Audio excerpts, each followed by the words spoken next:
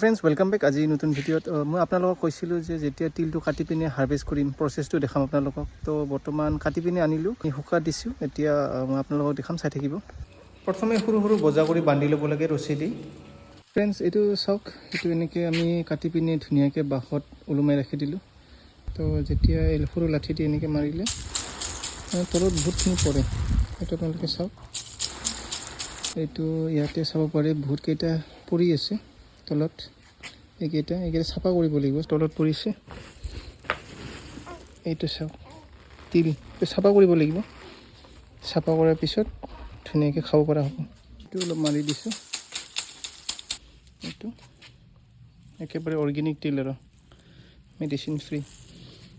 তলত পৰা পৰ্চনখিনি ধুনীয়াকৈ চালনি দি চালি দিলে তো অলমষ্ট চাফা এটা ওলাই যায়। তাৰপিছত অকল ঝাৰি দিব লাগে। ঝাৰি দিয়াৰ পিছত অলমষ্ট খাব পৰাকৈ ৰেডি হৈ যায় আৰু তিল।